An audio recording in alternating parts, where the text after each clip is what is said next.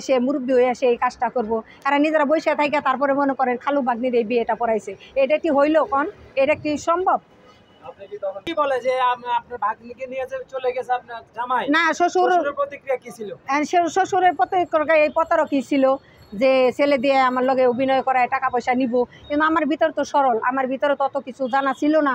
যে প্রতিক্রিয়া কি আমার বোনের প্রতিক্রিয়া, যে আমার বোন ন্যায় বিচার চায়। আমার বোনটা অনেক অসহায়, 4টে বাচ্চা সহকারে আমার বাড়িতেই থাকতো।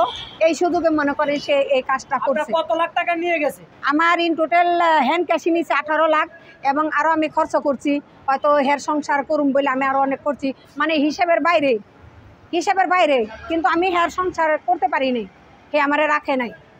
এর পিছিয়ে ব্যাকিং আছে, বড় লোক আছে, লোকের কারণে আমি কোনো জায়গায় কোনো বিচার পাইতাছি না। তাই তো আমি আজকে জাতীয় প্রেস ক্লাবের সামনে আসছি।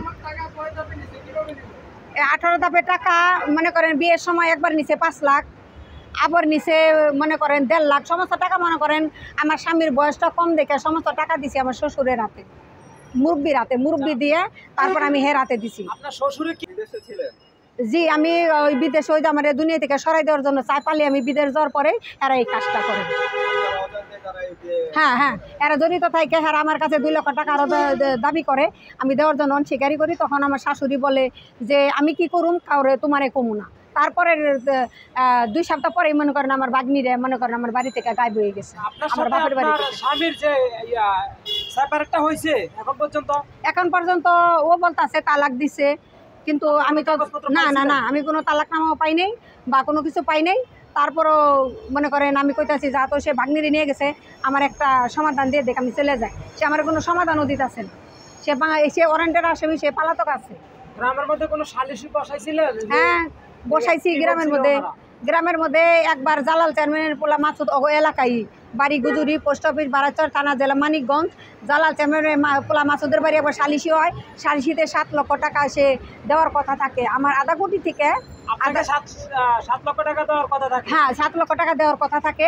সে টাকাটা মানে ওই পরে ওরা রেডি করার পরে তারপরে ওরা মানে একটা চাল খাটায় যে জালাল চেয়ারম্যান পোলা মাসুদ হ্যার বাড়ি আরও থাকে, চেয়ারম্যান মেম্বার থাকে। এই মেম্বারের নাম হলো সিদ্দিক মেম্বার। এই সিদ্দিক মেম্বার বলে 7 লাখের থেকে 2 লাখ টাকা দিলে বিচার করব, নাইলে বিচার করব না। টাকাটা সারা রিটার্ন নিয়ে যায়, টাকাটা সারা আমারে দেয় না। এখন সর্বশেষ আপনি কি বলতে চাচ্ছেন? সর্বশেষ আমি ওর ন্যায় বিচার চাই। ওর আইনের আওতায় আনা হোক, এবং বাংলাদেশে এরকম ঘটনা যাতে না ঘটে। ওরে আমি এই সুস্থ বিচারের জন্য আমি এই রুডে ঘুরতেছি। জাতির উদ্দেশ্যে কি বলতে চান? জাতির উদ্দেশ্যে আপনি কোথায় থেকে আসছেন? আমি মানিকগঞ্জ থেকে আসছি। কি জন্য এখানে আসছেন? আমি মানিকগঞ্জ থেকে আসছি এই কারণে, গত 3 মাস ধরে আমি এই ঢাকা প্রেস ক্লাবের সামনে অবস্থান করতেছি। এই হলো আমার স্বামী নবীন হোসেন, বাড়ি এই যে গুজুরি, পোস্ট অফিস, বারাইচর থানা, জেলা মানিকগঞ্জ। আর এ হলো আমার আপন মিজু বোনের মেয়ে, আমার আপন ভাগ্নি। আর এ হয়েছে আমার শ্বশুর। আর আমার নাম শান্তা আক্তার, আমার বাড়ি গেরাইডা, পোস্ট অফিস, বাইরা বাজার, থানা সিংহের, জেলা মানিকগঞ্জ। আমি এই কারণে আছে জাতীয় প্রেস ক্লাবের সামনে আমি 3 মাস ধরে অবস্থান করতেছি। আমি একটা বাহারানি প্রবাসী। আমি দেখেন অনেক পরিশ্রম করে আমি 22 বছর বিদেশ করে আমি অনেক এই অর্থ কামাই করছি। আমার সমস্ত টাকা পয়সা নিয়ে এসে আমার আপন মৃত্যু বোনের মেয়েরে নিয়ে মনে করেন এস করে, ফুর্তি করে, এগুলো আরও মেয়েগুলোকে করতো। এগুলো আমার নজরে পড়ে নাই। লাস্টে 2020 সালে যখন আমি এর সংসার জগতে ফেরত আসি, তখন এর বাড়িতে এসে আমি সংসার করার জন্য যাই, তখন থেকে মনে করেন সে আমারে মানে স্ত্রীর কোনো মর্যাদা দেয় না। সে আমারে মারপিট করে বাড়িতে তাড়িয়ে দেয়, এবং বিভিন্ন জায়গায় বিভিন্ন মানুষ দিয়ে মারার জন্য সে একটা প্রোগ্রাম করে। এই নিউজটা আমার কানে আসে।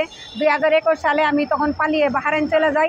বাহরাইন চলে যাওয়ার পরে 2021 সালে তারপরে এই আমার স্বামী আমার এই মৃদু বোনের মেয়েরে 14 ভরি স্বর্ণ এবং 1.5 লক্ষ টাকা এবং আমার বাড়ি থেকে বিভিন্ন পদের 4-5টা মোবাইল নিয়ে তারপরে মনে করেন সে আজকে এই 3 বছর ধরে মনে করেন পলাতক আছে। গত 7-8 মাস ধরে সে একটা ওয়ারেন্টের আসামি। আমি বহু জায়গায় যাইতাছি, দেখেন সে পুলিশ তারে গ্রেপ্তার করতেছে না। এই মাসে এইটা কি মাস?